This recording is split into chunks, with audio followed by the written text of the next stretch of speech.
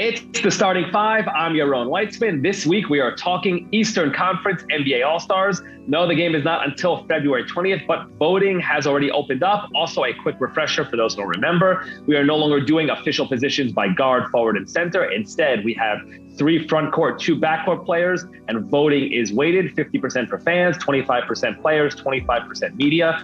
But here we are not going to be discussing who we think will be starting. These are the 5 players I believe should be representing the East in the All-Star Game starting lineup.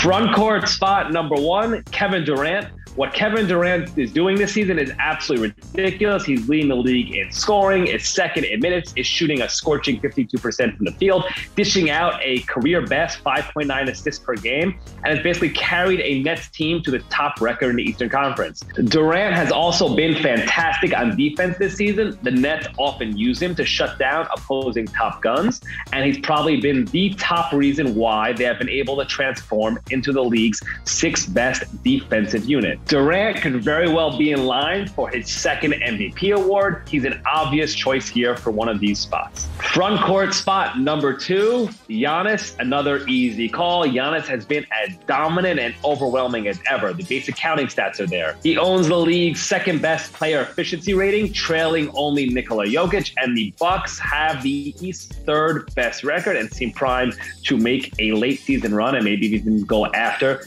that number 1 spot. But one of my favorite Giannis developments this season is how he's basically become the league's top defensive center. With Brook Lopez having not played since opening night due to a back injury, the Bucks are playing Giannis at center more than ever before, and he's basically responded by becoming the league's top rim protector.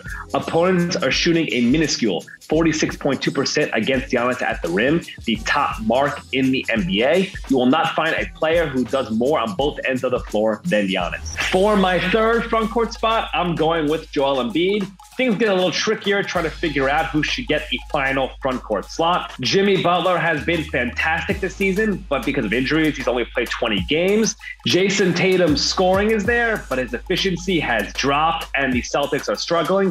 One stealth candidate who really should be in consideration for this spot is Jarrett Allen. Yes, I said Jarrett Allen. Allen has been fantastic this season, 16.8 points per game, 10.8 rebounds, finishing a ridiculous 70% of his shots.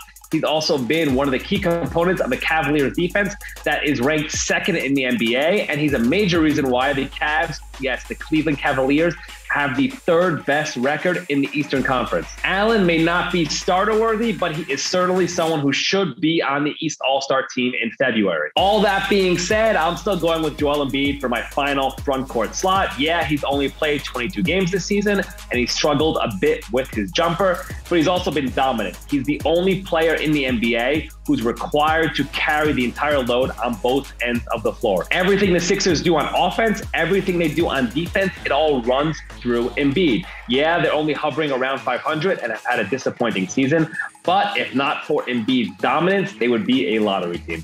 For my 4th All-Star and my 1st backcourt player, I am going with DeMar DeRozan. DeRozan has been so good this season, he might actually get a few MVP votes. DeRozan is 5th in the league in scoring. He's doing it on 50% shooting and owns the league's 9th best player efficiency rating. He's also been 2nd in points per possession on isolation plays. DeRozan has also been a beast in the clutch and the best player on a Bulls team that has the 2nd best record in the Eastern Conference. For my final starting slot and the 2nd backcourt position, to me it comes down to 2 players, DeRozan's teammate Zach LaVine or MSG hero/fan favorite Trae Young. LaVine has a very strong case. He's 6th in the NBA in scoring, is doing so efficiently, and unlike Young, is playing on a contender. The Young, meanwhile, has actually made a mini leap this season. He's 4th in the league in scoring and is posting the best shooting numbers of his career. But LaVine is far from a defensive stopper himself, and to me it comes down to LaVine having better teammates around him, while Young is having one of the best offensive seasons in the NBA. For that reason, I am giving Trae Young the final slot. That's your starting 5. Be sure to keep your eyes here for my Western Conference starters, which will be dropping soon.